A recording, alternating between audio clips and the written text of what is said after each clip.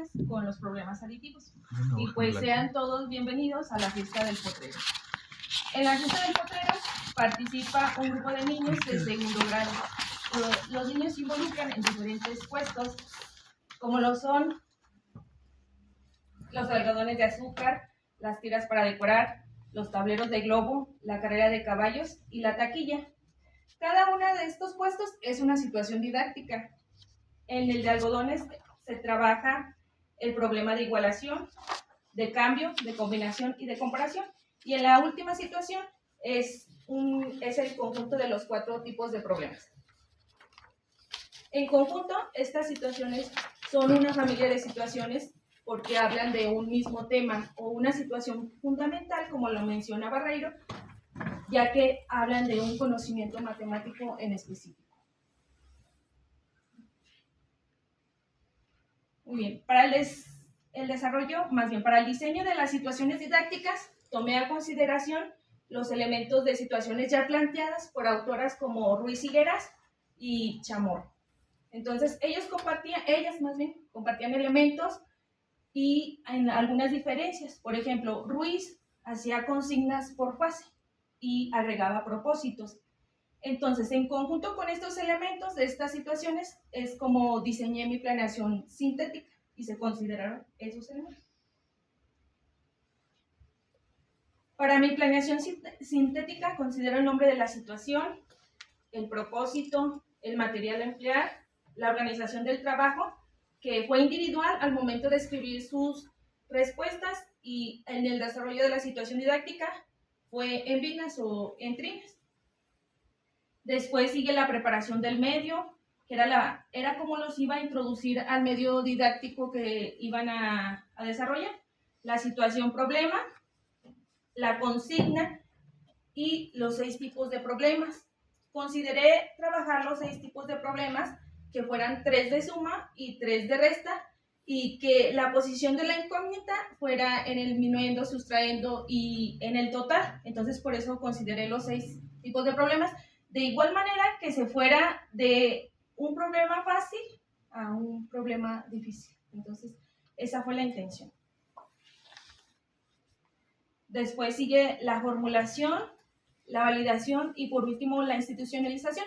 Esto sucede en una primera sesión, y en una segunda sesión son las variables didácticas. Consideré 2 tipos de variables, una que fuera una representación gráfica, en este caso haciendo uso de tablitas, y otra que fuera la escritura de una operación. Y por último, considero las técnicas de resolución posibles, que son, yo como creía que pudieran resolver ese tipo de problemas. Aplicadas las situaciones didácticas, obtengo los resultados. Los resultados están en 2 dimensiones. Una que corresponde a la construcción del aprendizaje por parte del alumno y otra al trabajo docente por parte del docente. En cuanto a los resultados, las técnicas son aquellos procedimientos que el alumno emplea para resolver el problema. De primer momento, con el uso del material, las técnicas se relacionaron con el conteo. En el siguiente momento, cuando se aplicaron las variables, hubo la representación gráfica y la escritura de la operación, así como hechos numéricos, contar de 2 en 2, o la descomposición, quitar de 10. Entonces, estas técnicas no se hicieron presentes en todos los problemas. Hubo problemas que se resolvieron con alguna técnica en específico. Por ejemplo, en comparación e igualación usaron el emparejamiento. Y esto tiene relación con que existe una relación entre la técnica empleada y el problema que se resuelve. Y la formulación, que son aquellas afirmaciones matemáticas que el alumno comparte a otros. Son esas ideas matemáticas que expresan un conocimiento. Estas ideas matemáticas no se hicieron presentes en todas las situaciones, solamente en las situaciones que tenían problemas más complejos, como en comparación y en combinación. Entonces, Una afirmación de un alumno era que no se podría hacer operaciones en los juegos. Y esto es porque para él no había una relación matemática con el problema que estaba resolviendo, con un juego. Y Broadman lo menciona como una dificultad del contexto. Entonces, lo que para él era una afirmación, a lo mejor teóricamente no era algo válido. Otra es menos sumar, es una acción contraria. Relacionamos siempre menos con una resta. Y aquí los alumnos relacionan que aunque aparezca la palabra menos, no significa que es una resta, sino que es una suma y que ese problema se resolvía con una suma. Esta afirmación aparece en los problemas de comparación en el que se usan ese tipo de palabras, menos, más. Entonces, esa es una buena afirmación del sentido de la suma que realizó el alumno. Otra es que la operación está al revés.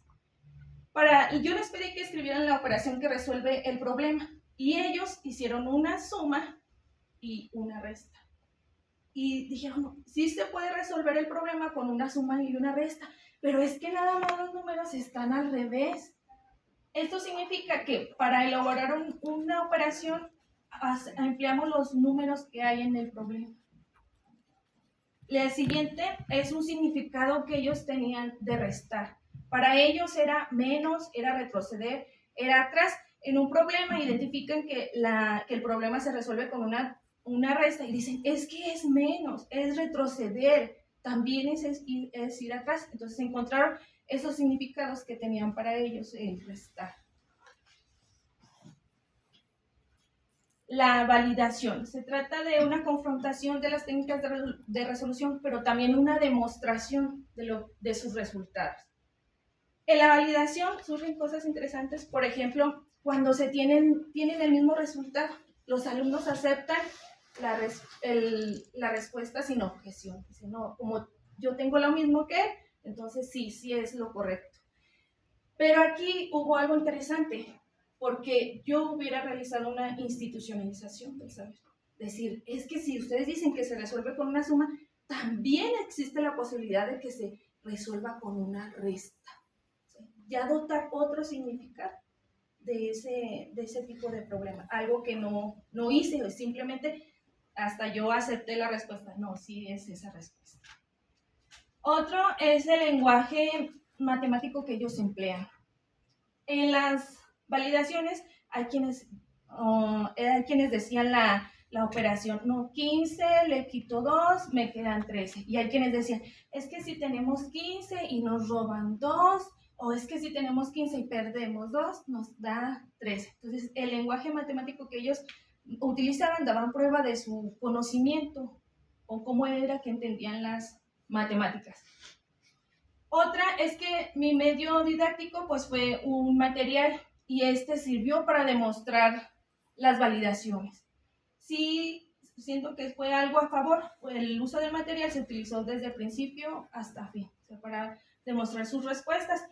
Solo que en el caso de una situación, por ejemplo, el de la taquilla hubiera quedado bien, que hubieran pegado como quedaron sus boletos, algo que no lo consideré y solamente lo pusieron en su mesa y hubiera sido algo más demostrativo.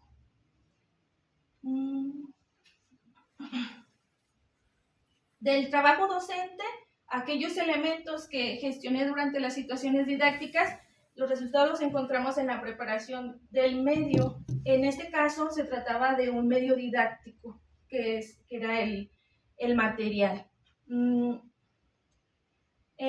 Para introducir al alumno en el medio didáctico, usé las preguntas. ¿Qué venden en la fiesta? Pero sucedió algo con las preguntas, que brindaban respuestas alejadas a lo que yo quería que introducirlos. Entonces, sí está bien generar preguntas, pero pensar qué tipo de preguntas y que no se vayan a muchas respuestas, sino que... Díganos una mala pregunta. Esta que les digo. ¿Qué hay en la fiesta? Y yo quería introducir los algodones. ¿Qué había en la fiesta? No, pues se empezaron a decir muchísimas cosas que habían en la fiesta. ¿Cuál es el error conceptual de esa pregunta? ¿Cuál es el medio didáctico? El medio didáctico, los algodones. ¿Y la pregunta a qué medio va? a que me dieran muchas respuestas A la fiesta. de la fiesta. Ese es el error conceptual. Sí. Que la profesora Ujú. dijo, mi medio didáctico es el algodonero. Oh, sí. Pero la Sí, pregunta iba a la fiesta, sí. a otro medio didáctico. Sí, a otro medio, sí, efectivamente. Y en la organización del grupo fue en Vinas, en Trinas, y esto fue favorable. Intenté hacer como que una prueba, dije, ¿cuál será el resultado de que trabajen individualmente? Y lo hice. Dije, voy a intentar a ver qué resultados tienen. Y sí, efectivamente, cuando trabajan individual, no pueden compartir esas ideas. Y si tienen esas dificultades, no logran resolverlas. Entonces, sí es necesario el trabajo en Vinas. Y también, como lo mencionan las situaciones didácticas, se trata de una construcción social. O sea, no es un aprendizaje individual, sino que podemos aprender de alguien más. En este caso, yo creo que mi preparación del medio hubiera quedado bien con el uso de una fotografía. Veo los salones, ¿qué veo? Y era lo más, creo que pensándolo era lo más correcto, introducirlos a partir de una fotografía de la fiesta, que ellos hubieran traído a lo mejor una fotografía cuando están en la fiesta y era creo que lo ideal. En las consignas, que son esas instrucciones que damos para que el alumno resuelva la tarea matemática, hice consignas orales en la situación didáctica 1, la cual tuvo resultados negativos. Yo mencionaba el problema, ellos lo iban resolviendo, pero no les daba el tiempo suficiente a lo mejor para que ellos comprendieran la relación implícita o para que ellos organizaran su material. Entonces eso fue algo negativo que en las siguientes situaciones ya no lo... No entiendo, Cecilia. ¿Cuál fue el error? Que yo les decía los problemas. Uh-huh. Y luego se los repetía una y otra vez. Y luego, 20 algodones, pero se vendieron 30. ¿Cuántos quedaron? Uh-huh. ¿Y dónde estaba el error? Que los alumnos decían, ¿y qué sucedió? Nada, que se vendieron. Y luego otra vez, ¿y qué más? Y luego otra vez volvía yo a repetir constantemente el problema. ¿Y ahora cómo le vamos a hacer? Yo los puse a que ellos leyeran el problema. ¿Y luego? Y ellos lo resolvieron. ¿Y si yo, niño, no entendió el problema a pesar de que lo leí? Uh-huh. Bueno, en esos casos cuando los niños no entendían el problema, pero yo veía que alguien ya lo había entendido, yo le decía, a ver, acércate con él y él te va a guiar con... Conceptualmente, ¿cómo podríamos llamar a ese momentito? ¿Todavía es preparación del medio o ya no? ¿Cómo podríamos llamarle? Ella forma parte de la acción. Uh-huh. ¿Y cuál es el objetivo de esa pequeña acción? El objetivo de la maestra. A ver, pregúntale a él. ¿Ya lo leíste? Que el alumno se centrara otra vez en la tarea matemática, que logre comprender las relaciones que están en el problema. Es también una actividad que tenemos que hacer todos los profes para que nos resulte la acción. Uh-huh. Esa de... Yo lo que veo ahí es que la maestra me está diciendo, yo como maestra tenía que verificar que hubiesen entendido el problema. Uh-huh. Tenía que, no es de que me dieron ganas, ¿sí? Porque sí. Si no verifico que lo comprendieron, uh-huh, no sé qué va a pasar. Sí. Entonces esa también es una actividad del profe que debe estar en todos. Le hago una pregunta, discúlpeme, pero Salomón ya sabe que es mi estilo de interrumpir. Barraza, no, yo no he trabajado muy seguido. Contrato didáctico. En todos los problemas que puso, en los 6 problemas que puso, ¿en cuál necesitó más verificar que lo hubieran comprendido?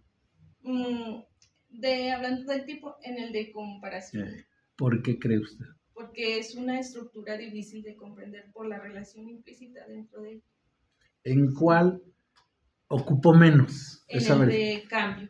¿Por qué? Porque es considerado de los más fáciles y también porque los niños ya estaban involucrados en este tipo de problemas. ¿El problema es más complejo que el otro? Uh-huh. ¿O los niños lo conocen menos? ¿O las dos cosas? Las dos cosas también. El problema es complejo y también los niños se han involucrado más en ese tipo de problemas. ¿Los niños? Y yo también. No, en general, sí, que es un problema de todos los sistemas escolares. Sí. Así que ese tipo de problemas, uh-huh, ha estado menos presente en las aulas. Sí.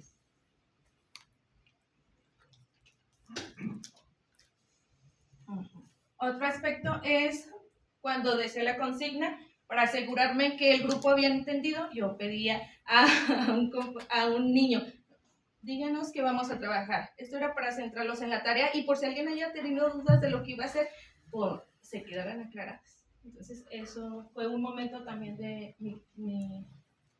mi consigna. Otra es cuando son varias tareas a resolver, por ejemplo, en la validación, que yo les daba varias acciones por hacer. Van a demostrar cómo quedaron, van a decir por qué su respuesta y luego el resto del grupo va a decir si es verdad o no. Entonces pude haber mejor hecho una lista o hacer que nuestras acciones fueran más cortas. Por ejemplo, primero vamos a mostrar cómo quedaron nuestras tiras. Después nos van a decir qué es por qué llegaron a ese resultado. Y luego el resto del grupo va a decir si acepta la respuesta o no. Entonces, sí, las consignas eran necesarias hacerlas más cortas o más precisas. ¿Quiere decir que se le alargó mucho la validación? Sí. Okay. Pero ahí también resolvió cuando dice que tuvo que cambiar porque eran muchos los que validaban. Sí. Sí también. Y ya se le alargó y eran muchas parejas. Sí. Entonces, las siguientes son las variables didácticas. Son elementos de las situaciones que se modifican para mostrar otra variedad de problemas. Entonces, en este sentido, el número. En el uso del número, pues cometí varios errores, porque no empleé números redondos que terminaran en 0, 10, 20, 30, 100, 200. Esos números no fueron empleados. Yo creía que si los usaba, los alumnos iban a resolver el problema más fácilmente, lo cual es cierto, ¿verdad? Y con el uso de estos números hubieran presentado técnicas relacionadas con los hechos numéricos, lo cual no lo hice y entonces no consideré ese aspecto en cuanto a los números. Yo voy a resolver un problema, el niño, ¿verdad? Y lo voy a resolver con bolitas. Pero la maestra Cecilia, sin decirlo, quiere obligarme a que yo ya no use bolitas. ¿Qué variable pone? Puse, la de lo simbólico. Vamos a crear una operación. No. 15 menos 8, yo lo hago con bolitas. 15 menos 8. ¿Cómo me obliga usted a que no use bolitas? Sin que me lo diga. Ajá. Porque si la maestra me dice, ahora vamos a hacerlo con operación. Usted ya me lo dijo, no vale. Porque ese es el papel de las variables. Obligar al alumno, sin decirlo, a que cambie de técnica. Me pone números grandototes. Y como me da, voy a exagerar el ejemplo, ¿sí? Y como me da flojera hacer 15,000 bolitas, tengo que buscar otra técnica. ¿Ya? Ese es como el papel de las variables. Pero, ¿cómo lo obligo sin decírselo? No se preocupe, estamos aprendiendo todos. Sí, yo creo que sí lo había pensado muchas veces en cómo hacer que esos números sean transformados. Y es que definitivamente se trata de la construcción del alumno, o sea, en qué momento él logra desprenderse de esas técnicas y forma parte de la operación de su nueva técnica. Entonces, la siguiente, en el rango numérico, en el uso de los problemas más complejos del rango numérico, entonces los alumnos tuvieron una dificultad con los números grandes y con la estructura del problema. Entonces también fue algo negativo que hice. La siguiente es que yo quería que en primer momento mi medio didáctico fuera un material para que los acercara más a la situación, como que lo sintieran más real. Y entonces hago después la representación gráfica, en donde ya hago uso de las gráficas, se hace presente en esa la operación. Entonces creo que sí va por buen camino. Y después lo simbólico, con las variables de escribe la operación que resuelve el problema. Y en el caso de la situación 1, era identificar cuál operación resolvía el problema. Yo siempre fui muy flojo para hacer material didáctico. Sí. Y a mí sí me Era gusta. muy malo, era muy trocho. Sí. ¿Qué me dice hoy? Ujú. ¿Trabaja la misma situación con material concreto o sin material concreto? Es decir, lo que le quiero preguntar es si el material dio ventajas significativas en el trabajo con la situación o no tanto. Esa es mi pregunta. Yo Y creo- discúlpeme que le esté interrumpiendo, pero luego se me olvidan. Si la dejo acabar y luego se me amontonan muchas preguntas. Sí. Yo creo que hay niños que requieren del material. Pero en general el grupo.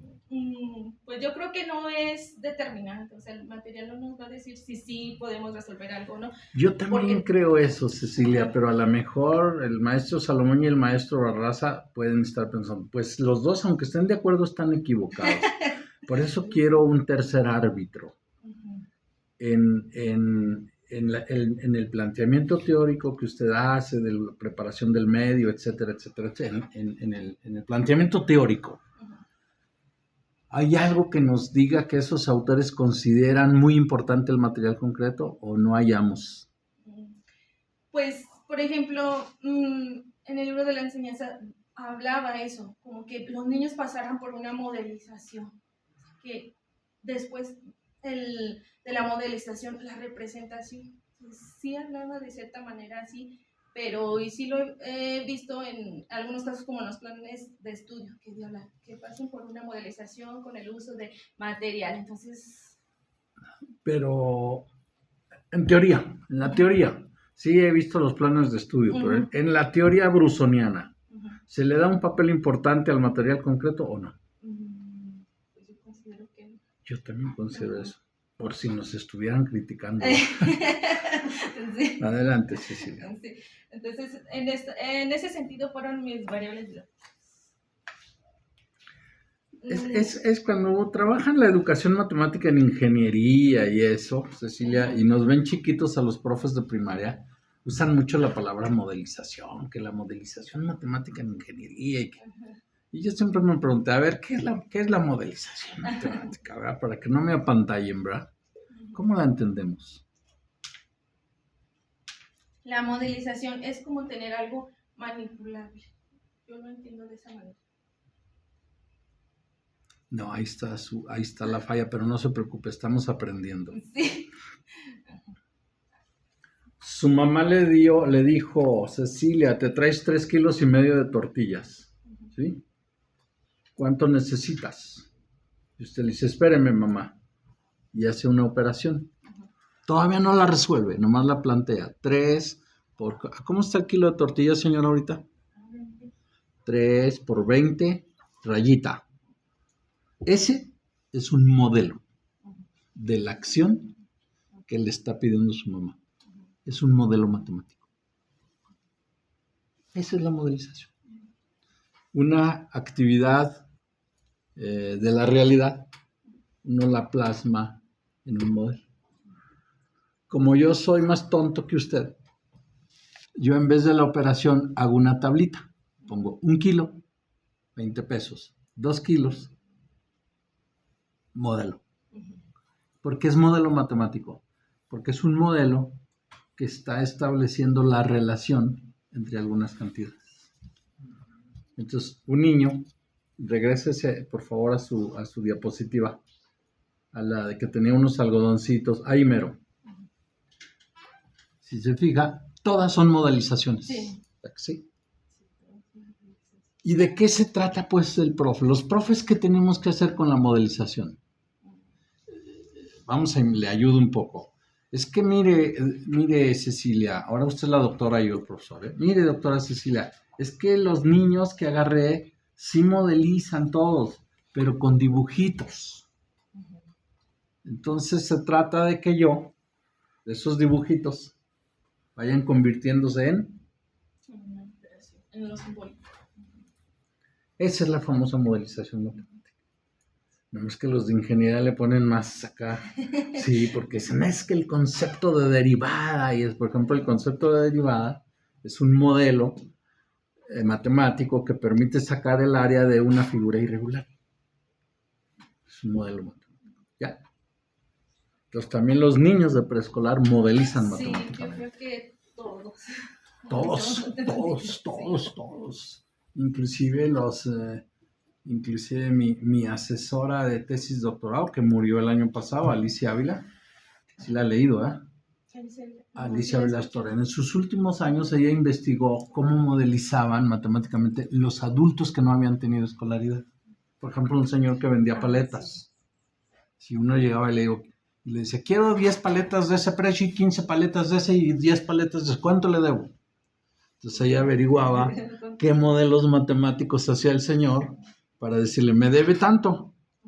Y siempre acertaba. Sí. ¿Ya? Sí, es que yo creo que al final es ese, obtener un resultado. Sí, entonces la modelización es la misma actividad modelizar, pero puede usar uno modelos de diferente complejidad.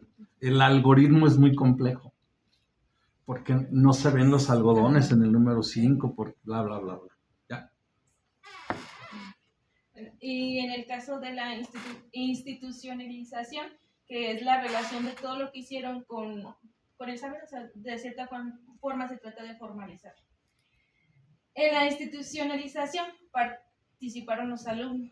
Ellos participaron respondiendo preguntas o agregando algún comentario, pero también siento que la participación se tiene que medir en qué cierta medida participan los alumnos, porque a veces se desvía la institucionalización.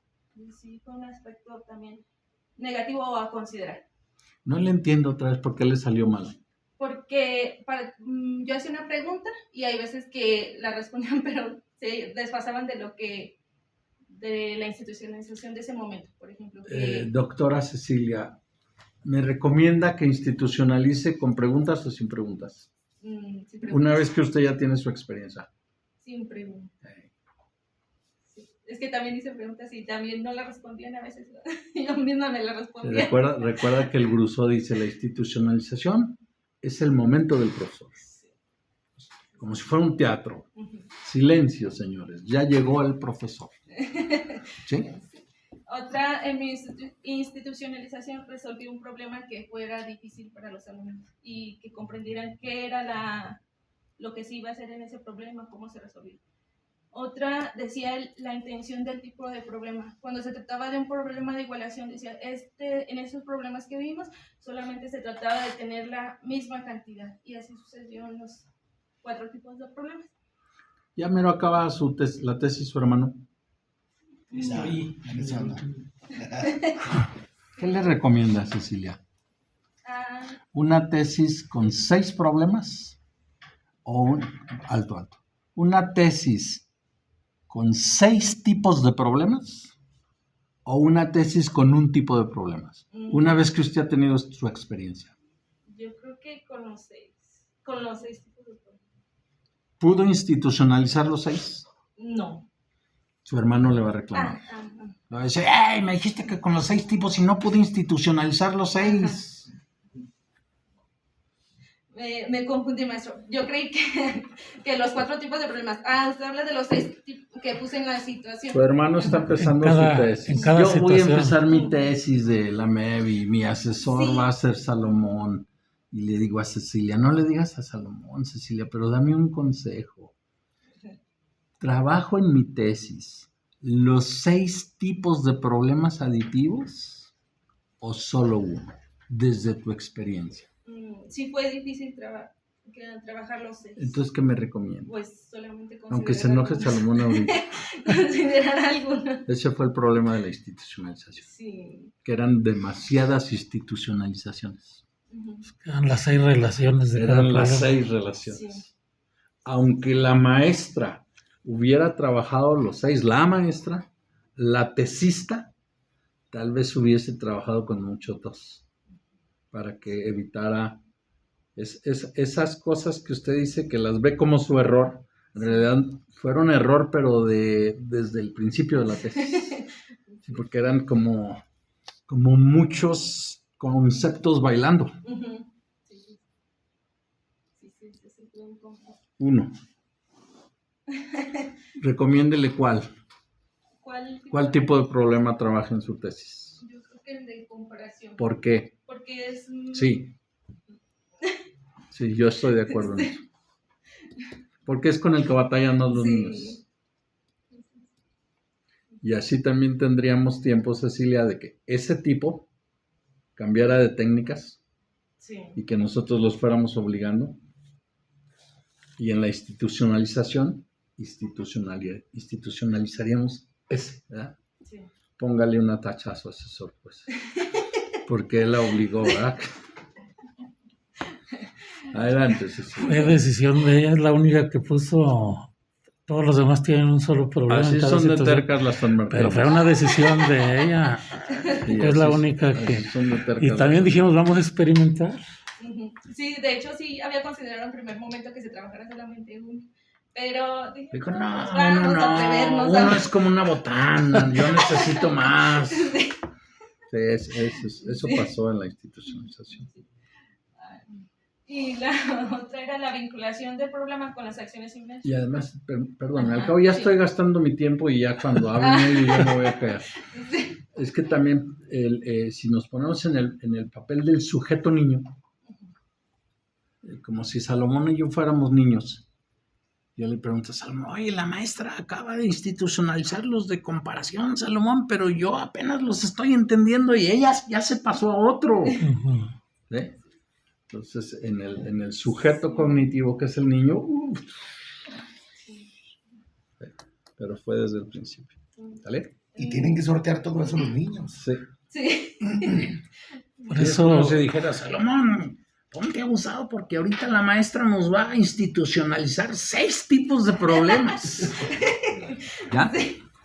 sí, hay una tesis que acabo de ver de multiplicativos, ¿Por qué no solo se de sienta, Cecilia? isomorfismo. ¿Por qué no se Pues yo sí sienta? quería hacer- Porque en realidad yo no hago exámenes de grado, yo converso. Y es, cuando uno conversa es muy feo que alguien esté parado y uno sentado. ¿Sí? Perdón. Sí, le decía que acabo de encontrarme una tesis de isomorfismo, pero solamente isomorfismo. O sea, no se vieron todas las estructuras multiplicativas, nada más. Entonces da mucha profundidad.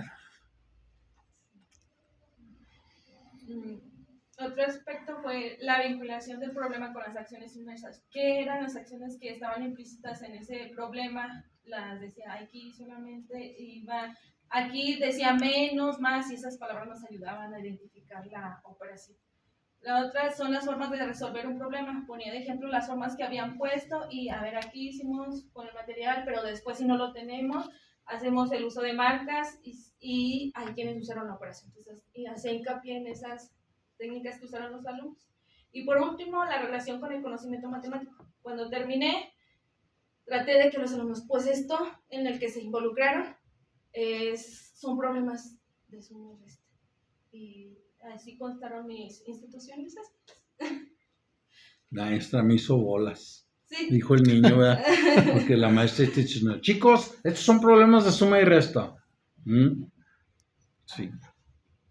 Sí, pero me quedaron todos enredados, maestra. Ahorita vamos a platicar más de eso. En las técnicas y los Déjale hago otra instrumentos- pregunta en esa diapositiva. Ahora que vino Mirta Castelo, sí supo que estuvo Mirta Castelo acá, ¿no? Sí. Estábamos platicando en la comida y me dijo, ¿sabes qué, Luis? Tienen que pensarlo porque le están pidiendo mucho a los tesistas. Dijo, es mucho pedirles que analicen el trabajo de los niños y el trabajo del profesor. ¿Qué opina usted de eso? Sí. Sí, es un trabajo arduo de los dos aspectos. Sí, y ella decía, si les sobra tiempo, que se lo metan a uno de los dos análisis. Y de hecho, en varias tesis que, en la búsqueda de mis tesis, yo veía que decía, o sea, nada más enfocadas al alumno. No miré que hacían un análisis, por ejemplo, del docente. Inclusive decía Mirta, pueden hacer eso. Vamos a imaginar que el ejemplo fuera Cecilia, ¿sí? Que en la maestría se junten en pares, ella y su hermana. Y que Cecilia haga la aplicación de situaciones didácticas. Y uno de los dos analiza niños. Y el otro analiza actuación del profesor. ¿Sí? Entonces, bueno, ya me dio su opinión, ¿verdad? Porque hemos tenido mucho tiempo pidiéndoles los dos análisis, ¿verdad? Sí. Y sí es un trabajo, ¿verdad? Y además unas tesis quedan muy aburridas. Sí, porque cuando el sujeto se ve a sí mismo, es normal. Tiende a decir, todo lo hice perfecto. Es normal, pues Sí, eso es de difícil autocriticarse. Todo salió extraordinario. Sí, todo salió extraordinario. Sí. Pero siga, pero díganos, háblenos del profe. En los instrumentos y análisis usé la observación participante en el que yo observaba y también... Eso no me lo Sí. platica. Bueno, pues, y el análisis de datos pues es 2 dimensiones, alumno y maestro, categorías de las situaciones didácticas, la clasificación en cada uno de los registros, después la categorización. Platíquemelo como hablamos los de asientos. ¿Qué hizo? Analicé la Como disco yo, no información. me eches rollos. A ver, grabó su clase. Sí, grabé ¿Y mi luego? clase, la convertí en un registro. Después del registro, ¿Cómo dividió el registro? ¿Cuáles eran los en, pedazos? en las situaciones didácticas, los elementos de las situaciones Por didácticas. ejemplo, acción, Ajá. validación. Formulación, Ok. validación, institucionalización. Ya los dividió. ¿Luego qué observó? Después reuní todos los que eran de acción, todos los que eran de formulación, de validación. Ya ve que así se oye más comprensible que esta jerga de los libros, de que la categoría. Sí. Juntó todas las acciones. Sí. ¿Y qué vio? Y después de ahí vi los hechos, qué es lo que ¿Qué estaba vio? sucediendo. ¿Qué estaba sucediendo en las acciones? Las acciones no las usamos las técnicas, usé las técnicas de resolución como la acción. Ok. No vio las acciones. Ok. Vio a los niños. ¿Qué vio en los niños? Pues una variedad, a veces de... ¿Se acuerda que en mi dictamen le puse, Ajá. obvio que había variedad, obvio, Sí. pero que le pregunté, pero veía evolución en las técnicas? En las técnicas, sí. Sí, variedad sí, Sí. pero evolución, Sí. ¿sí? De esa platicamos.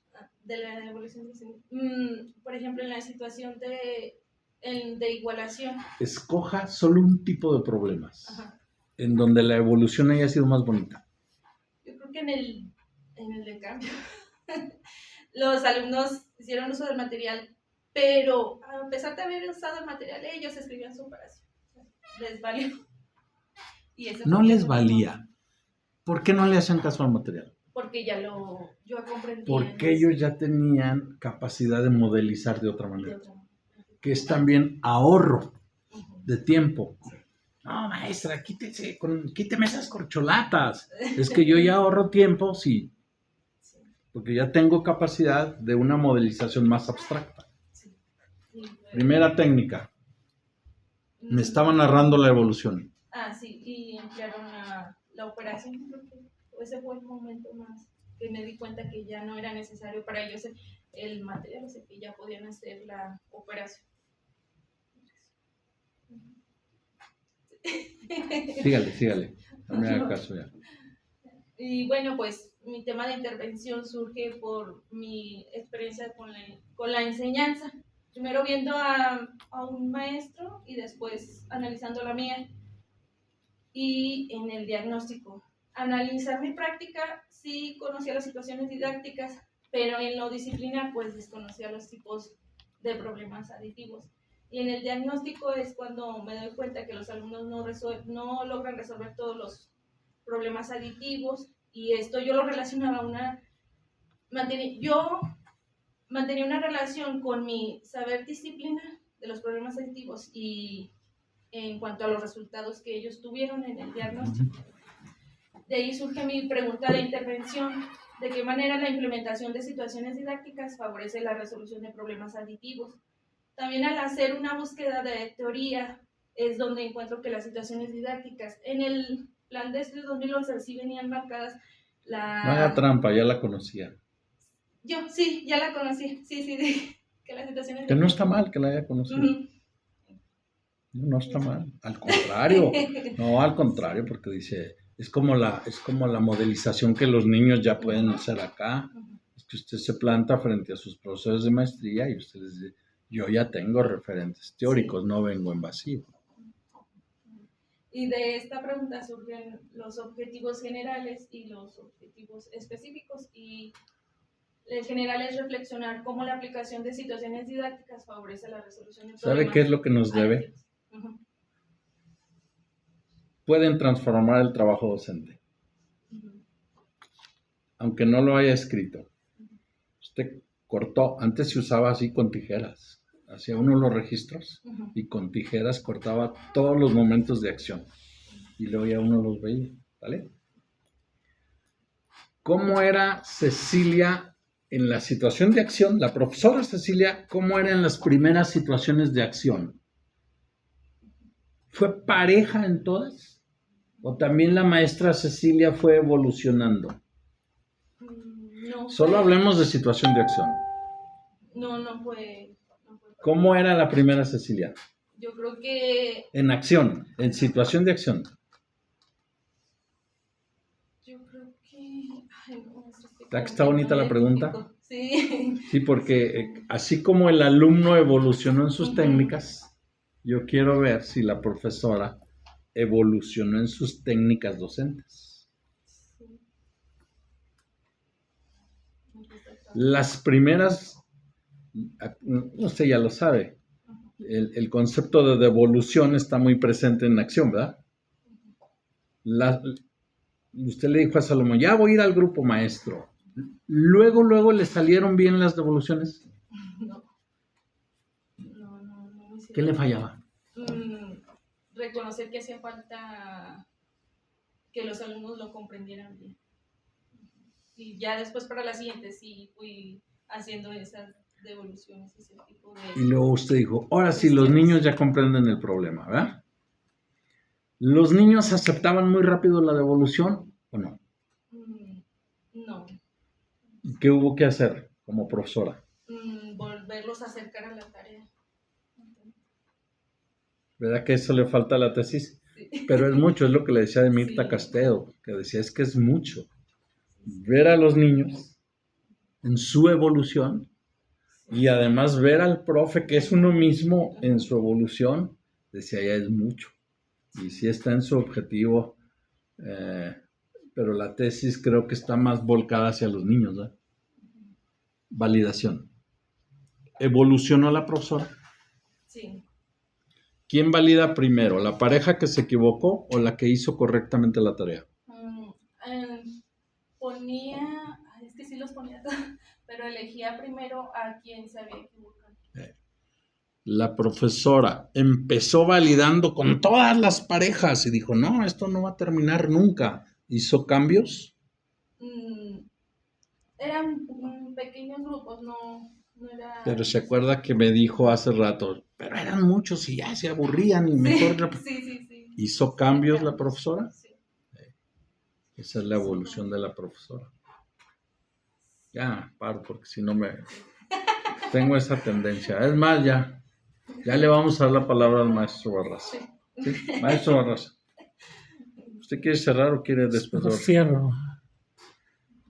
Yo espero que terminen sus diapositivas. Échele pues. Ay, prometo ya no interrumpirla.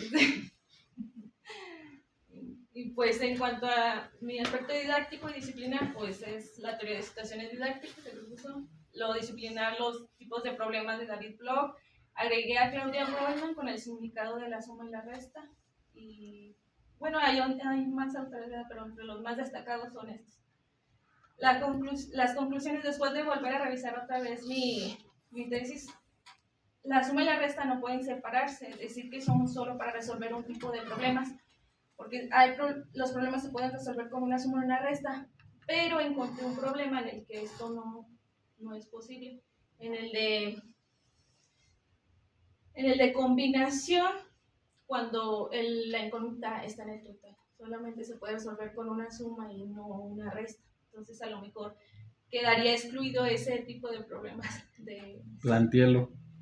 Por ejemplo, si el maestro Barraza tiene 5 pesos y usted tiene 3 pesos, Fuera bueno. ¿cuánto dinero tienen entre los dos? cómo se resuelve con una suma 5 más 3 y no hay forma de hacer una resta. Sí, sí hay forma. Sí. X menos 3 igual a 5. Ahí está la resta. Sí. Pero usted dice de las 6 combinaciones. En ese tipo de combinación. Por ejemplo, que la técnica fuera una resta, ¿de qué manera se haría una resta? X menos 3 igual a 5. Entonces ahí ya me aclaro. Es que matemáticamente, Ujú. la resta no existe. Ujú. En el campo de los números enteros se dice, el campo de los números, en un libro de matemáticas, dice, el campo de los números enteros tiene la propiedad de anillo porque tiene dos operaciones, que tienen propiedades conmutativas y bla, bla, bla, bla. Y dice uno, ¿cuáles son las dos operaciones? Y él dice, suma y multiplicación. Solo existen esas dos. Ya vio las que faltan, ¿verdad? Y en matemáticas se dice, no, esas no son operaciones. La resta es la inversa de la suma. La división es el inverso de la multiplicación. Entonces, matemáticamente, solo hay una operación. La suma y su inversa. Porque para que sea considerado un campo numérico, ¿sí? Toda operación que hagan dos números se tiene que poder deshacer con su inversa. Ujú. Sí. Entonces, matemáticamente existe la suma. Por eso ellos, Claudia, David y el mismo Brousseau, y antes otro, no sé si le echaron un ojo a Gerard Bernoulli, Sí. ellos prefirieron hablar de problemas aditivos para que los matemáticos no se enojaran. Sí, porque los matemáticos dirían, no existe la resta. ¿Cómo andas hablando en la escuela de resta? Porque en las matemáticas no existe.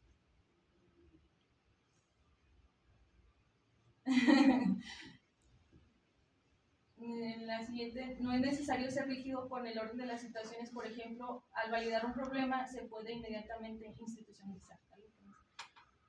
Las situaciones surgen sin necesidad de generarlas, por ejemplo, la formulación y la validación. Cuando los alumnos compartieron sus mensajes, ahí estaban haciendo una validación. Entonces, a veces que no hubo necesidad, pero sucedió. El verdadero significado de la teoría surge cuando se aplica, se analiza y se comprende. Entonces, eso fue lo que a mí me sucedió. ¿Comprende o se comparte? Perdón, se comparte. O las dos cosas. También. Cuando un medio está propiamente preparado, genera una experiencia de aprendizaje. O sea, que hay que considerar bien el medio y que funcione como tal para introducir una situación didáctica. Aquí la situación de acción no se trabajó, pero sí se consideró la técnica como acción. Las consignas, pues ya creo que ya lo hemos dicho, deben de ser claras y precisas. Las técnicas evolucionan paulatinamente y van definiendo qué conocimiento matemático pone el alumno en juego.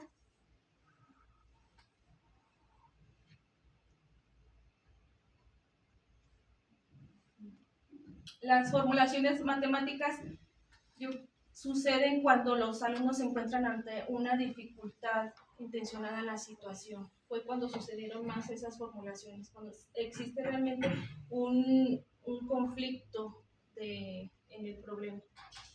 Las validaciones dan prueba de las dificultades, del dominio del saber en juego de la situación didáctica. Aquí las validaciones nos hacen ver qué errores tienen los alumnos, qué conocimiento van adquiriendo. Y la institucionalización se trata de un recuento de lo sucedido en la situación didáctica, otorgándole un nombre al saber construido. Y la gestión de variables se da en función del avance de las técnicas de resolución, pero es necesario pensar bien qué variables didácticas son las apropiadas para ese avance en las técnicas. las situaciones didácticas se acercaron a los alumnos y alumnas a una modalidad de trabajo a la que no estaban acostumbrados, ya que sí conocía las situaciones didácticas, en un momento las dejé de usar y otra vez las volví a retomar. Y las situaciones didácticas implican el conocimiento didáctico y el dominio del contenido del profesor. Ahí se ven implícitos esos dos saberes. Y pues de esta manera es como termino de compartir mis experiencias a la situación. Muy bien, ahora sí le voy a ceder la palabra al maestro Rodolfo Barraza para que haga sus comentarios, preguntas u observaciones. Bueno, yo voy a hacer una petición. Si usted se da